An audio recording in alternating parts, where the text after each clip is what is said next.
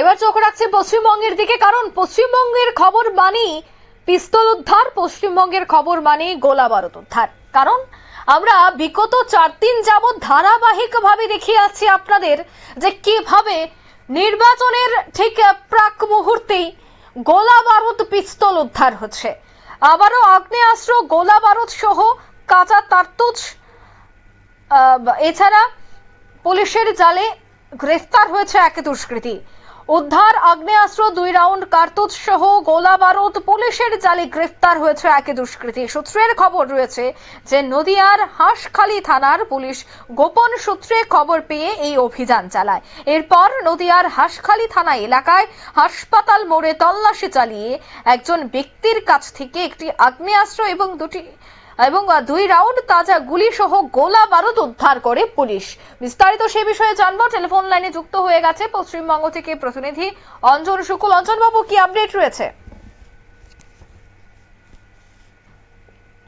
অঞ্জন বাবু, শোনা যাচ্ছে? যান্ত্রিক গোলযোগের জন্য আমাদের যোগাযোগ বিচ্ছিন্ন হয়ে যায়। আমরা আবারও চেষ্টা করব আমাদের প্রতিনিধির সাথে যোগাযোগ করার, পশ্চিমবঙ্গের নদিয়ার প্রতিনিধি। অঞ্জন বাবু, শোনা যাচ্ছে? নদিয়ার হাঁসখালি থেকে যে পিস্তল সহ একজনকে গ্রেফতার করা হয়েছে, সাথে গোলা বারুদ তো রয়েছেই, সেক্ষেত্রে কি আপডেট রয়েছে? দেখুন, নদিয়ার হাঁসখালি সূত্রে খবর পেয়ে অভিযান চালায়। এরপর এলাকার হাসপাতাল মোড়ে, যেখানে গুরুত্বপূর্ণ জায়গা, সেই হাসপাতাল মোড়ে তল্লাশি চালিয়ে এক ব্যক্তির কাছ থেকে একটি আগ্নেয়াস্ত্র, 2 রাউন্ড তাজা গুলি সহ গোলা বারুদ বলতে যে সমস্ত গাদা বন্দুক থাকে তার গোলা বারুদ উদ্ধার হয়েছে। জানা যায় ধৃত ব্যক্তির নাম চাঁদ বিশ্বাস। পুলিশের তরফে জানানো হয়েছে আগে থাকতে খবর ছিল পুলিশের কাছে এই ব্যক্তির কাছে মজুদ রয়েছে আগ্নেয়াস্ত্র, গুলি সহ গোলা বারুদ।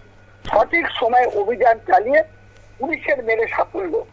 আজ শুক্রবার ধৃত ব্যক্তির বিরুদ্ধে সুনির্দিষ্ট মামলা রুজু করে পাঠানো হয় নদিয়া রানাঘাট বিচার বিভাগ আদালতে। অন্যদিকে তদন্তের স্বার্থে পুলিশ হেফাজতে নেওয়ার আবেদন জানানো হয়েছে।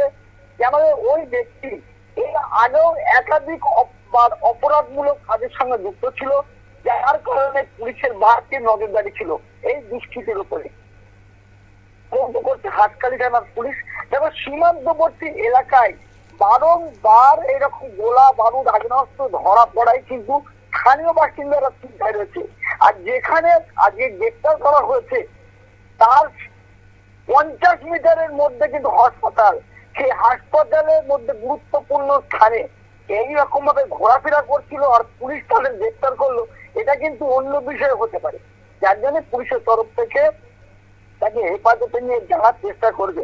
আর একটা গুরুত্বপূর্ণ বিষয়, এই হাঁসখালি, রানাঘাট এবং কৃষ্ণগঞ্জ বিভিন্ন জায়গায় প্রতিদিনই খবরের শিরোনামে আসে এবং সেখানে গোলা বারুদ উদ্ধার হচ্ছে, এর আগেও হয়েছে।